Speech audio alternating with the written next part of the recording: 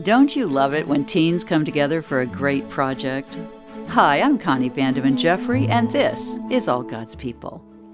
Students from Lodi Academy were recently featured on Good Day Sacramento for a garden project called 5 Teen Farms, which they launched to raise money for their school study tours. Thanks to their garden, these 5 teens were able to pay for their sophomore year biology trip to the Mendocino Coast. This year, the students are raising money for their East Coast history tour by growing zucchini, beets, several varieties of tomatoes, and Armenian cucumbers. Their operation also includes making homemade pickles, and they even use reclaimed wood to make decorative signs, yard art, and games. Watch the great video feature from Good Day Sacramento. The link is in our bulletin. In late June, communication professionals, principals, school teachers, and church members tuned in for a discussion on how media outlets are reporting on the reopening of houses of worship and religious institutions. To equip local leadership with the tools to engage both the community and local media, the Department of Communication and Community Engagement for the Pacific Union Conference hosted the webinar with strategic communications firm Kurth Lampe Worldwide. Presenters Kevin Lampe and Greg Dunn discussed the types of stories media outlets will be looking for in the weeks to come, and how churches or schools can benefit from renewed interest in how faith groups are meeting the needs of their communities. If you missed this timely, informative webinar, you can watch it in its entirety. The link is in our bulletin. Karen Martell is the Prayer Ministries Coordinator for the Pacific Union. Recently, I had the opportunity to talk with her about the upcoming constituency meeting in August and the plans for a united prayer call just prior to this important meeting. Karen Martell is the Prayer Ministry Coordinator for the Pacific Union Conference. Welcome, Karen. So happy to have you with us.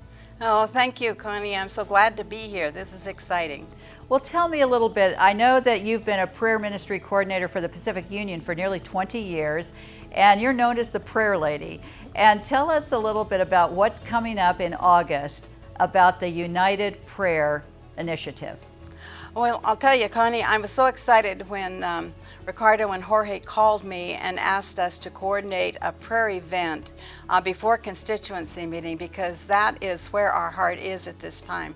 Our prayer teams across the union support any event that happens in the union, and especially a constituency meeting.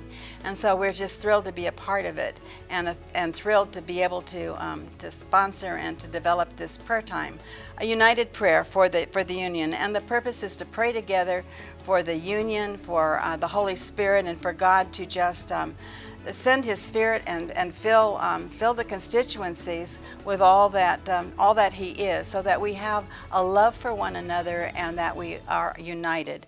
And that's what we'll be praying about. August 4, 5, 6, and 7 are the dates from 7 p.m. to 8 p.m. in the evening that we're going to provide a Zoom prayer experience for our constituency.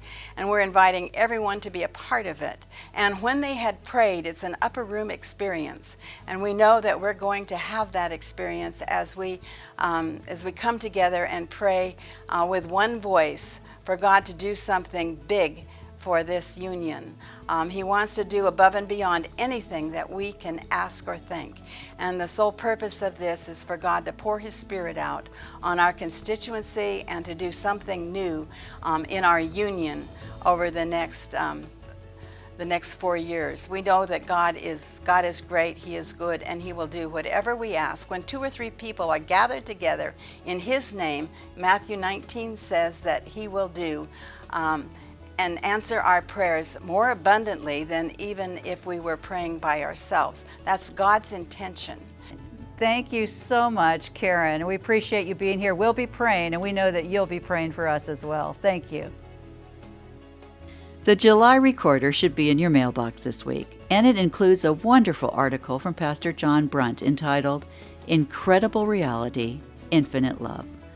These 2 sentences from Pastor Brunt really spoke to me. As Jesus gave Himself for us, we as His disciples give ourselves for others. We never do it perfectly as He did, but the more we grasp His grace, the more gracious we become. That we will be more like Jesus in all that we do is my prayer today for all God's people.